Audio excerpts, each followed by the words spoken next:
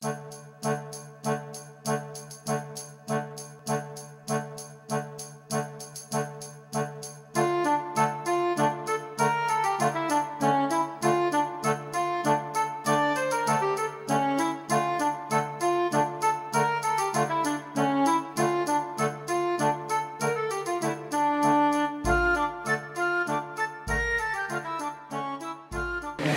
Neolítico es porque es la primera época en que tenemos constancia de que hay restos humanos en lo que es el actual término de Noruega. Sí, ya está al lado de la Virgen de la Hora. Todos estos restos que se han ido descubriendo en diferentes prospecciones arqueológicas, primero se llevaron al Museo Celtibérico de Soria y posteriormente pasaron al Museo Numantino. Son materiales de sílex. El sílex, no sé si lo conocéis, es el que se utilizaba hasta hace 50 o 60 años en los trillos, el pedernal. Es el mismo material.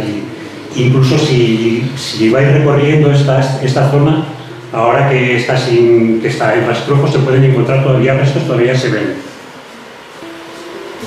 Entonces, son materiales de sílex y como raspadores, perforadores, buriles, que se utilizaban para hacer objetos de hueso o asta de toro o de buey. Dientes de hoz. Las hoces entonces, cuando todavía no se conocía cuando todavía no se utilizaba el metal, las hoces se hacían con piedras estas de sílex bien afiladas e incrustadas en la madera, y así es como utilizaban las hoces para segar. También había material cerámico pertenecientes todos a este taller lítico. Actualmente las últimas teorías dicen que posiblemente se tratara, que también hubiera aquí un dolmen. Un dolmen, si sabéis, es una estructura funeraria compuesta de losas grandes y recubiertas por otra, y que se hubieran utilizado en diferentes épocas como enterramiento.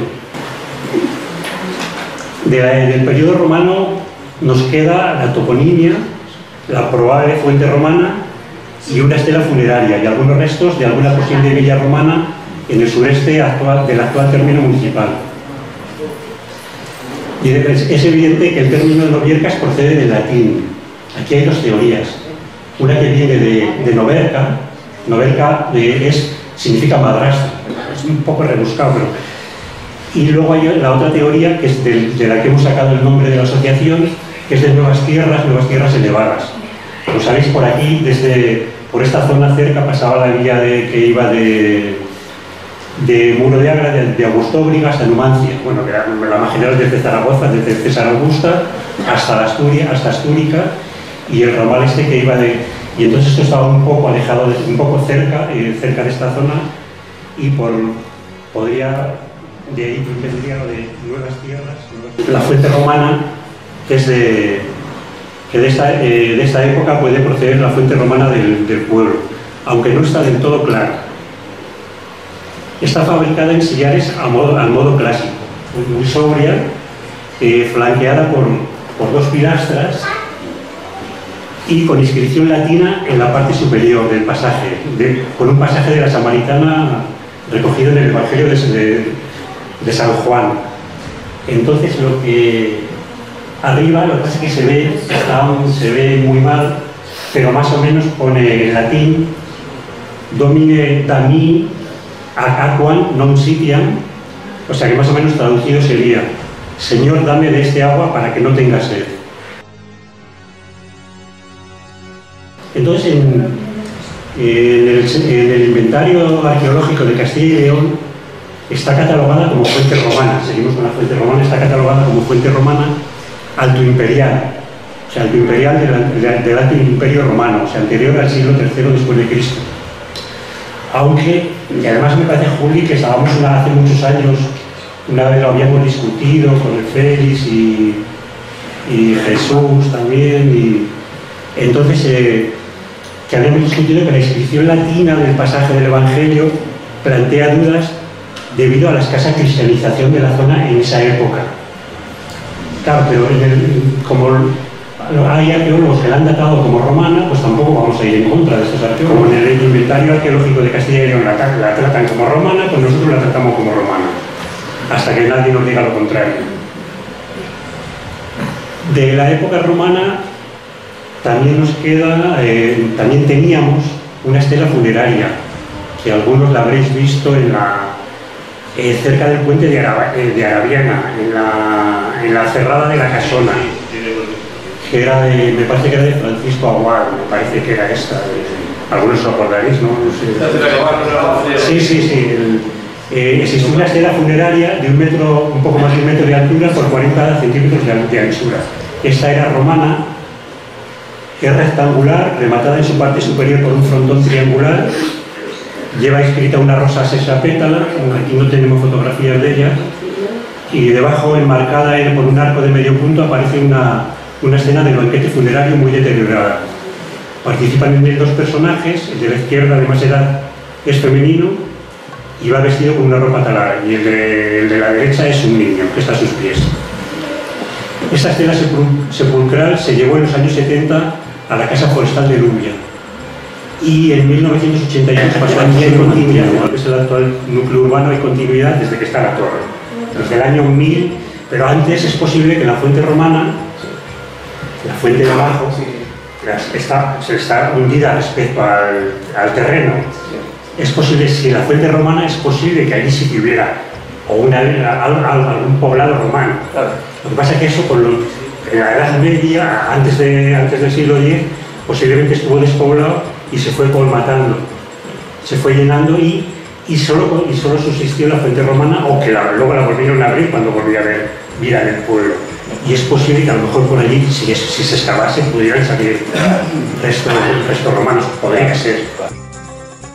En Torrambril, la torre, actualmente se llama la torre, también ha tenido un nombre como la Torre de los Infantes, la Torre de la Batalla, es lo que se ve allí. El Cerro de la Torre, sí.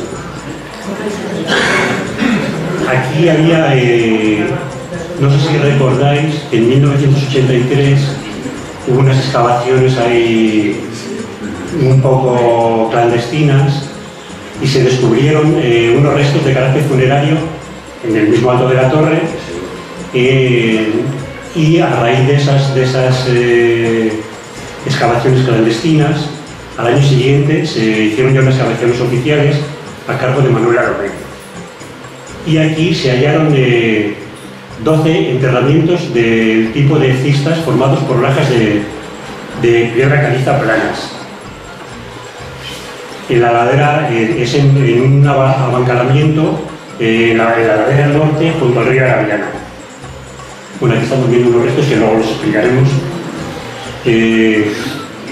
Esto parece ser que es un enterramiento de un pequeño poblado o incluso de una villa, las villas eran casas de campo romanas que perduraron luego en la época visigoda. La arqueóloga Sadomene la data entre los siglos 7 y 8 después de Cristo, pertenecientes a un pequeño poblado con escasos recursos económicos, dada la escasez de los materiales que se encontraron en los enterramientos.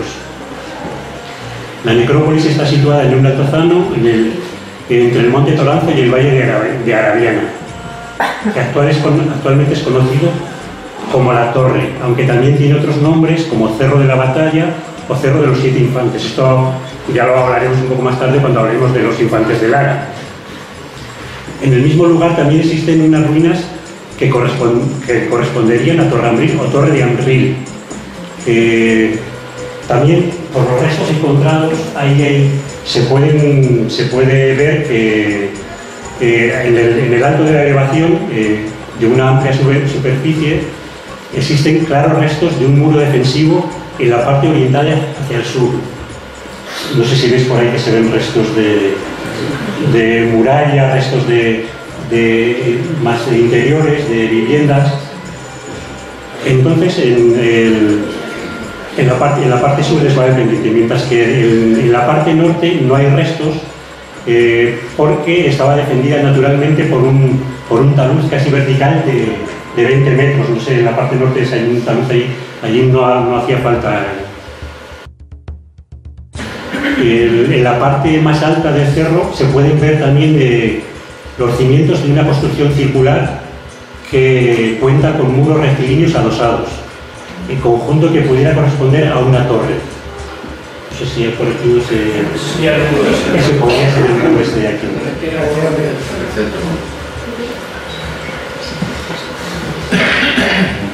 Bueno, como hemos dicho, Torrambril significa torre de Anril. Era el tal Anril Bentinlet, era de origen bereber y era el señor de estas tierras. Ya hemos cambiado la época visigoda, estamos ya en la época islámica, y era el señor de estas tierras desde el Valle de Aravellana hasta Ateca. Su cuartel general lo tenía en Ateca. Murió en el 1972 y fue el que fortificó esta zona. Entonces está claro que existió un poblado medieval en el que la iglesia, una vez ya cristianizada, se construyó bastante más arriba, en lo que es actualmente la Virgen del Remedio, que también se llamaba, antes se llamaba Virgen de Torrambril, Nuestra Señora de Torrambril, hasta que pasó a llamarse Virgen del Remedio. Entonces la ermita ya se edificó en una zona mucho más resguardada, porque esto está muy azotado por los vientos, y la ermita se construyó debajo del Toranzo, y entre medio de ellas pues allí existió población pues hasta hace 100 años más o menos, que siguieron existiendo los molineros, siguieron existiendo los... ¿Tienes la foto del molinero? Molinero, cabreros. Bueno, el último que vivió fue el santero Pablo Raposo, que algunos todavía lo recordáis. Este molino, no sé si... ¿Qué molino es? Es que está entre los puentes nuevo y viejo de Boronia. ¿Qué molino es este? El molino de Juan es este. Pues es que está muy bien conservado. Tiene ahí una...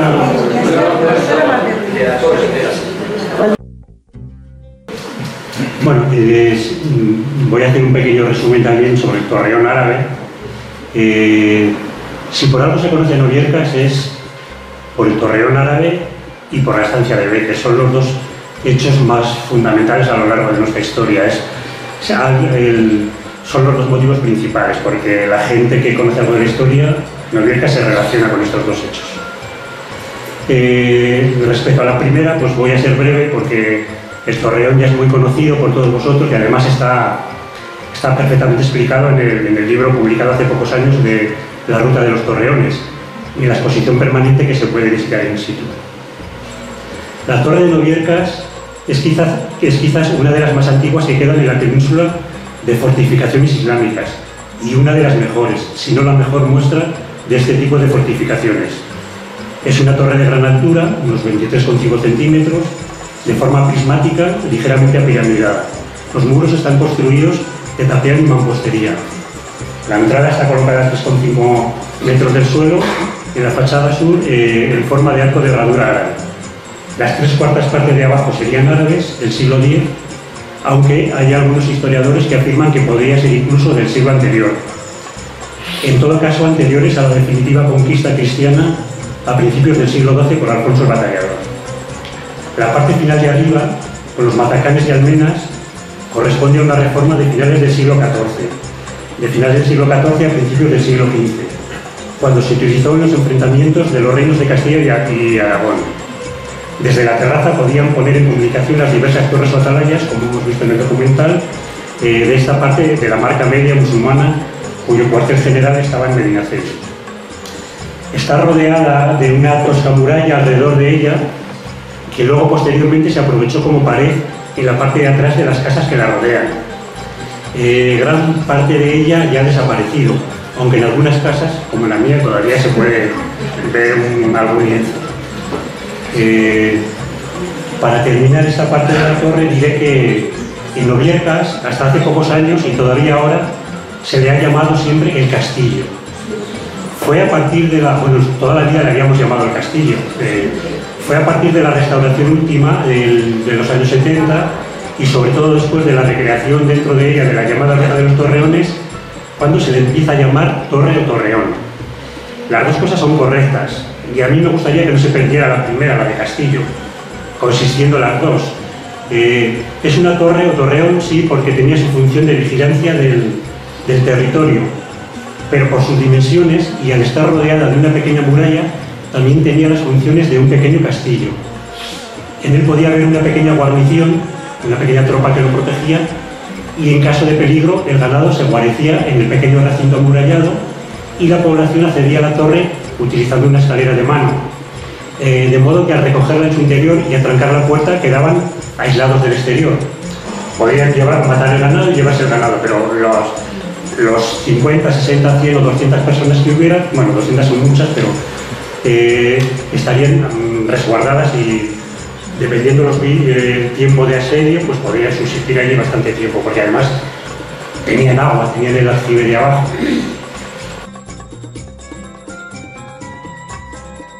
Hay alguna...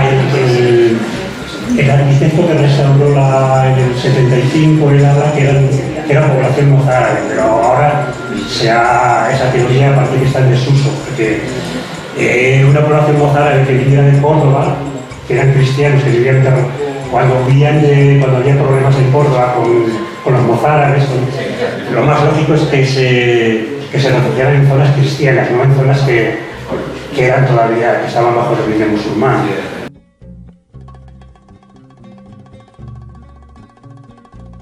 Sobre la leyenda de los infantes de Lara, yo le he titulado Leyenda pequeña con forma de mesa, en la que se dice que están marcados los platos con que comían. Al igual que la sierra, esto también la leyenda también en la Sierra del Almuerzo también dice lo mismo, o sea que se lo apropiaron varias. También se decía que conservaban las argollas donde ataban a los caballos y las pesebreras donde tomaban el pie. Dice, hoy estas cosas no se notan, aunque aquí en Oviercas había gente que afirmaba haber visto todo esto. También se dice que junto a uno de los molinos de Arabiana se hallaron armas y cadenas.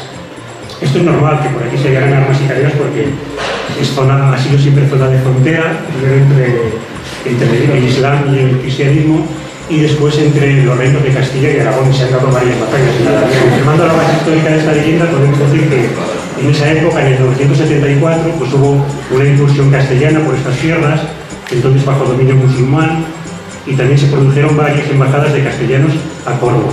Todo lo cual hace pensar a prestigiosos historiadores que, exceptuando algunos datos legendarios, sí que pudo ser en torno a la Arabiana, Toranza, Cerro de la Batalla o de los 7 infantes, donde se produjera la muerte de los infantes de Lara, que no tenían por qué ser 7, ni incluso no hermanos, seguramente serían 4, 5 o 7 y de la misma familia, solo que la tradición oral pues fue agrandando la leyenda. Ahora continuamos, también hay otro de los mitos y de las leyendas de Noviercas es Doña Urraca, si todos habéis oído hablar. Bueno, pues esto es a principios del siglo XII, según cuenta la tradición. Esto tampoco es histórico, es leyenda, pero todas las leyendas al final tienen una base histórica. No está comprobado. A principios del siglo XII, según cuenta la tradición, aunque los hechos no están probados hasta el momento, la reina de León y Castilla, entonces Urraca, que se había casado con el rey de Aragón, Alfonso I el Batallador, fue repudiada por este en Soria y allí la mantuvo presa en la denominada Torre de Doña Urraca. Desde allí se fugó a Noviercas, ayudada por algunos hidalgos de la aldea, que la acompañaron hasta la corte castellana. En pago a estos servicios, la reina Doña Urraca les donó la dehesa del Reajal. Esto es lo que dice la leyenda. En realidad, que estuviera o no, pues puede ser. Pero lo de la dehesa del Reajal sí que está datado en el ayuntamiento. Hay un privilegio que fue donada por Alfonso X el Sabio en el 1263. Y esto, hace años Gonzalo lo tradujo, Gonzalo Cabrerizo, que está por aquí, tradujo ese privilegio. Esto es para que puedan pasar en la dehesa. El Reajal significa sitio de arroyos y de regajal, de regajos y arroyos, y por eso se llamaba así. Aparte de la donación de la dehesa de Reajal, durante el reinado de Alfonso X, se elabora un censo de las aldeas de la comunidad de Villa y Tierra de Soria, que mandó a hacer Alfonso X con relación a los diezmeros, o sea, los que pagaban diezmos entre dichas aldeas. En la época de la Reconquista, esta parte del Duero, la repoblación se hace a través de las comunidades de Villa y Tierra, Una de las más grandes era la comunidad de Villa y Tierra de Soria. Entonces, Soria era la villa, entonces era todavía villa, y alrededor tenía un alfoz de unas 244 aldeas, que es lo que más o menos ha persistido ahora en lo que es la mancomunidad de Villa y Tierra. Todavía persiste, es una persistencia medieval. Noviercas, según este censo, había habido un pleito, la aldea de Noviercas, bueno, todas las aldeas, las 240 aldeas, pagaban sus diezmos a la iglesia de la aldea, pero también a una iglesia de las 34 parroquias que había en Soria, en la villa de Soria. Entonces hay conflicto por estos diezmos y Alfonso X manda a hacer un censo en el 1270. Entonces, en este censo de 1270 de la comunidad de Villa y Tierra de Soria, elaborado por las desavenencias surgidas entre las aldeas de la comunidad y las parroquias de Villa y Tierra de Soria, a las que pagaban los diezmos, Noviercas aparece como la aldea más poblada de las 240 que la componen. Aunque la población era pequeña, 52 vecinos, que más o menos serían unos 5 por 4, unos 200 habitantes más o menos. Pero era la aldea con diferencia la más grande de toda la comunidad de Villa y Tierra de Soria. Además, en este censo están puestos todos los cabezas de familia, con el nombre y apellido. Bueno, incluso luego en el 1356 todavía se hace otro censo por el mismo conflicto, y todavía Noviercas seguía siendo la más poblada, aunque algo menor, seguramente debido a la peste negra que hubo en el 1348 y que dejó bastante diezmado toda Castilla y, bueno, toda Europa en general. A partir del siglo XV, la población de Noviercas no para de crecer. También, y de forma paralela, lo haría su término municipal. Cuando se le da el título de villa en 1537, había al menos cuadruplicado su número de habitantes, con más de 200 vecinos. Eso quiere decir que estaríamos hablando de más de 1000 personas. Hacia el este y sur del término de la entonces aldea de Noviercas, en la época bajo medieval, existían una serie de lugares que con el tiempo pasarían a ser despoblados, que pertenecían a la comunidad de Villa y Tierra de Soria, pero que poco a poco, a veces con muchos esfuerzos y a veces seguramente de manera poco legítima, entre comillas, Noviercas se fue adueñando de ellos con un fuerte rechazo por parte de la ciudad de Soria. Ya a final de la Edad Media, Soria ya no era villa, ya era ciudad, ya tenía el título de ciudad. Entre las pequeñas aldeas y lugares que luego pasarían a ser despoblados y que poco a poco, en algunos casos, como he dicho, este proceso se alargó durante siglos y sigue habiendo pleitos, por ejemplo, por Torrambril hasta el siglo XVII. Noviercas se fue adueñando de estos términos: Torrambril, o lo que es la Torre, la Laguna, Sequeruelo, Cerrillo, Torremocha, los Cabezuelos.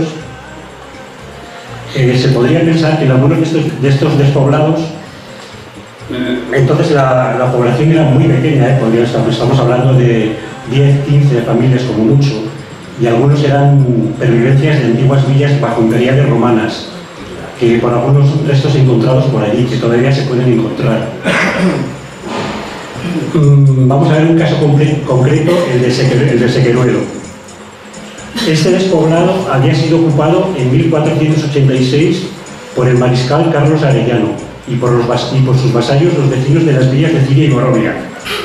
Ciria y Borovia entonces eran villas, pero no eran de realengo como lo fue Noviercas, no dependían del rey, eran de señorío, eran villas fronterizas. Entonces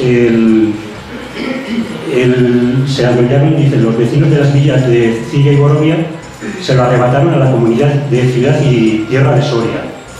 Pero también los noviercanos estaban interesados por este término, y los conflictos se extenderían durante los 2 siglos primeros de la Edad Moderna y elevó su intensidad a partir del momento en que Noviercas adquirió la condición de villa sin vida y quedó segregada de la jurisdicción de la Tierra de Soria en 1537. La causa de la confrontación por el término provenía del desacuerdo existente entre las dos instituciones locales, la comunidad de Ciudad y Tierra de Soria, con el concejo y vecinos de Noviercas, como consecuencia del sistema utilizado para el aprovechamiento de los términos en las aldeas despobladas. Los vecinos de Noviercas aprovechaban los términos comunes de los despoblados y heredamientos de torre de Ambril, Sequeruelo, Lagunas Labradas y los Cabezuelos para pasto de ganados. O sea, todo el sureste de Novielcas, lindando con la zona de mayor densidad de señoríos defensivos próximos a la frontera aragonesa, como eran Ciria y Borovia. Se trataba de enclaves estratégicos para la defensa del reino. Por esta última circunstancia, los caballeros sorianos próximos a la corte se hacían cargo de la jurisdicción de las aldeas, recibiendo una serie de privilegios. Dice, un ejemplo concreto lo constituye el heredamiento de los Cabezuelos, que había sido una concesión de la reina Isabel, esposa de Juan II, a favor de su mayordomo Diego López de Medrano. Estamos hablando del año 1450, más o menos. El término abarcaba 6.290 varas castellanas y López de Medrano poseía en propiedad más de 8 yuntas de heredad, pero estaba obligado a que una vez alzado el fruto, o sea, una vez recogida la mies, la tierra quedara como pasto común para el aprovechamiento de los ganados de todos los vecinos de la jurisdicción de Soria. Por su parte, Torrambril y Lagunas Labradas, ambos términos despoblados, habían formado parte del Alfoz de Soria desde 1270. Fueron ocupados también directamente por los vecinos de Soria, aunque por sentencia del corregidor Salinas en el año 1498, también fueron obligados a restituir los términos comunes hacia la guardia de Soria. Alonso de Roa, enviado por el municipio con hombres armados a Sequeruelo, nos narra los siguientes hechos que se produjeron en el antiguo poblado. Dice, esto es muy curioso, dice, de noche y a mano armada, esto es una noche del mes de julio, en plena cosecha, de noche y a mano armada entraron y segaron parte de los sembrados y después de esto tornaron a entrar en el término de Sequeruelo y trajeron muchos aragoneses, los novielcanos, y segaron mucha parte y se la volvieron a llevar y salieron los alcaldes de Torruña, aldea limítrofe y perteneciente a la jurisdicción de tierras de Soria, con sus varas altas y con hasta 15 personas a impedir que se llevaran la cosecha.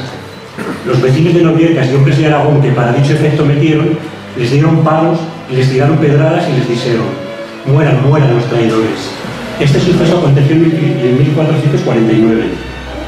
Por parte castellana se apresaron varios moros de Jarque y Aranda, algunos de los cuales permanecieron presos en la torre de Novielcas durante varios meses hasta que se hizo efectivo un rescate.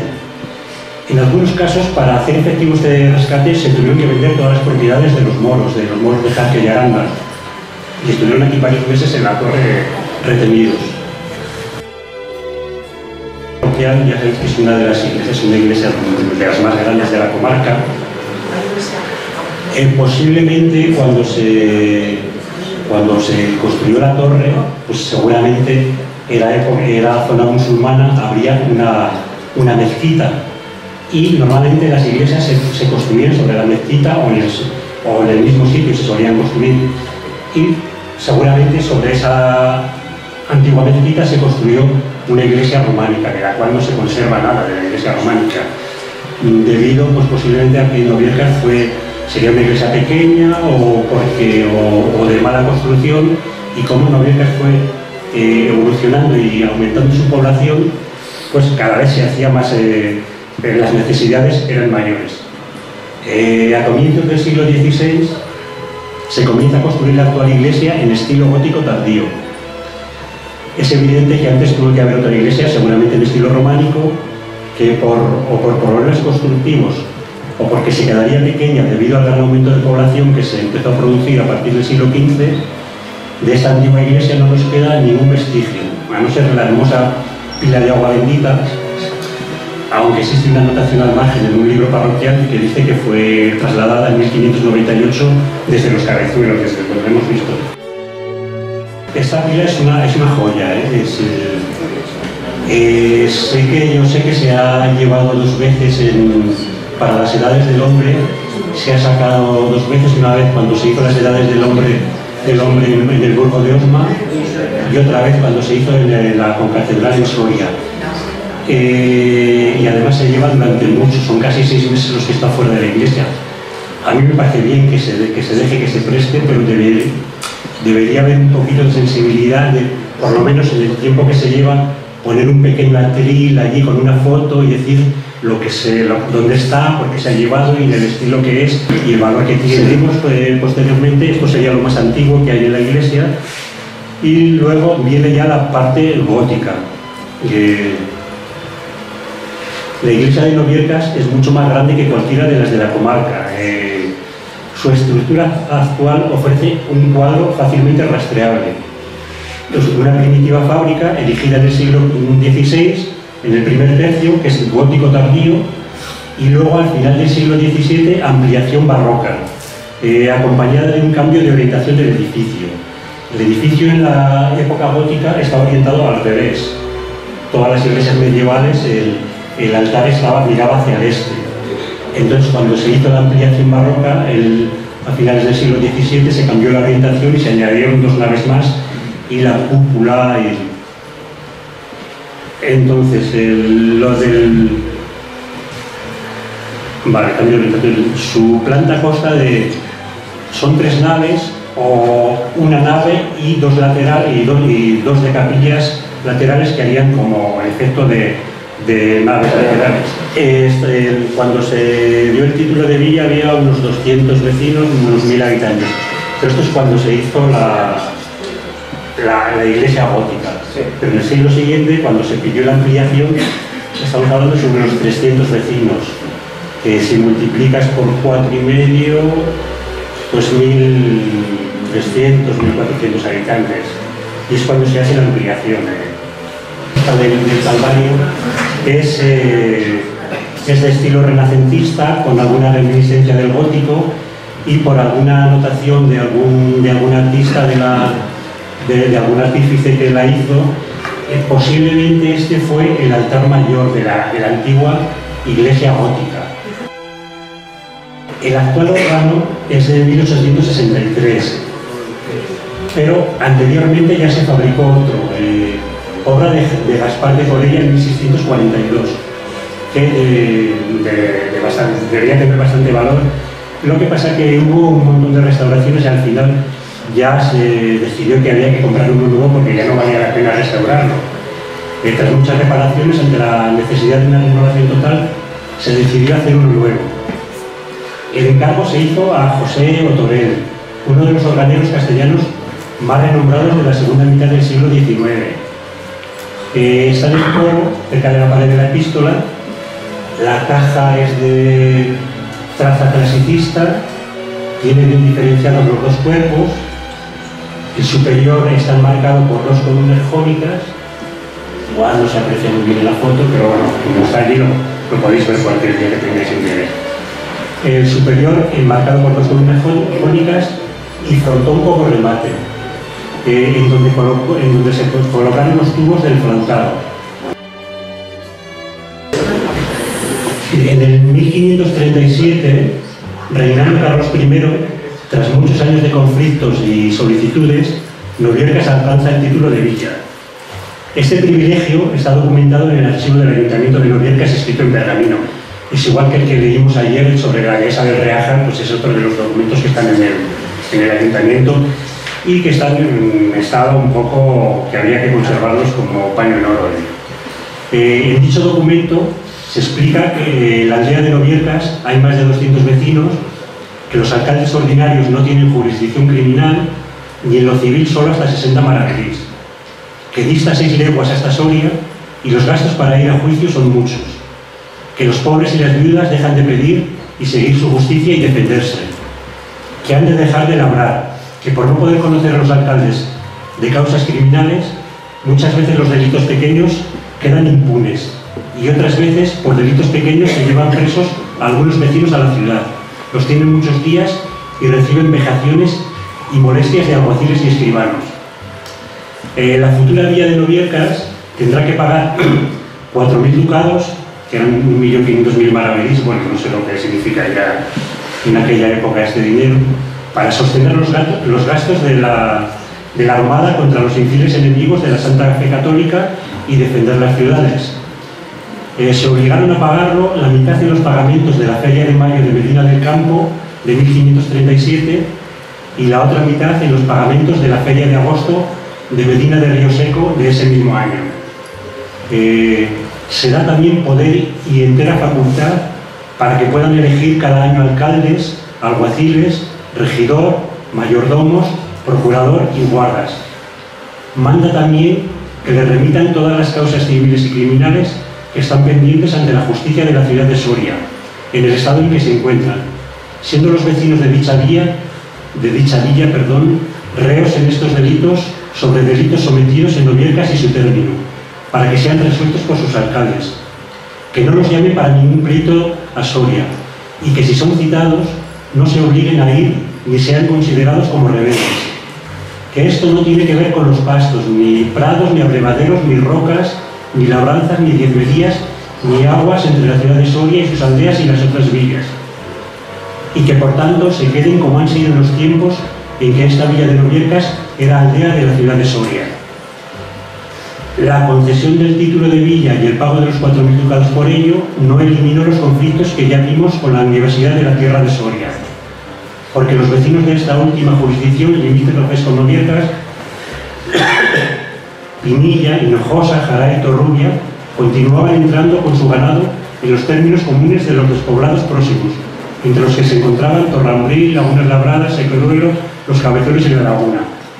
Y lo hacen, según ellos, dentro de la legalidad foral, por ser términos de aprovechamiento común para todos los vecinos de la tierra de Soria. Por el contrario, los conflictos jurisdiccionales fueron en aumento después de que la villa de Noviercas saliera de la jurisdicción de Soria, porque los noviercanos estaban convencidos de que una vez adquirida la jurisdicción señorial, los términos comunes de despoblados y heredamientos de la zona habían pasado a ser privativos de los vecinos de la villa de Noviercas. La realidad es que al analizar el documento de venta a la corona, en ningún caso se incluía el aprovechamiento de las zonas comunes de los términos despoblados mencionados. O sea que aquí Noviercas se fue adueñando de aquella manera y al final se quedó con todos los términos. El poblador, la Tejota, que es el símbolo de la jurisdicción de la villa de Noviercas, se construyera posteriormente a esta época, un poquito después, y estaría inicialmente en lo que es la plaza de la Picota, como para las que se exponía a los reos y las cabezas o cuerpos de los ajusticiados por la autoridad civil. La pena de sedición en la Picota aparece ya legislada en el siglo XIII, considerándose una de las penas leves a los delincuentes para su deshonra y castigo. La mayoría de las picotas fueron construidas durante los siglos XVI y XVII, debido a exenciones otorgadas a los lugares que exigieron aportaciones económicas a la corona para sufragar los cuantiosos gastos de la guerra. Pues vemos que aquí efectivamente es en el siglo XVI cuando se le da título de villa y para poder tener picota. Pues a partir de 1813, con las Cortes de Cádiz, se prohibieron todos los símbolos de vasallaje. Entonces se hizo retirar las picotas. No en todos los sitios lo hicieron, en algunos las aprovecharon como cruceros. Y en otros como Noviercas, pues me imagino que como tenían un gran aprecio, no se tiraron, sino que se aprovechó y se puso como la columna central de los soportales del ayuntamiento. Para terminar hoy hablaremos de un personaje bastante desconocido. Es un fraile carmelita, es un poeta místico del siglo XVII, Fray Matías de Jesús, que nació en Noviercas en 1599. El Francisco de Jesús entró en la orden de los carmelitas e hizo su profesión religiosa en Valladolid en 1633. Al año siguiente se retiró al desierto de las Bazucas. Esto de desierto no quiere decir que fuera un desierto como conocemos. Su desierto es porque era un convento donde alrededor no había nada más, ¿no?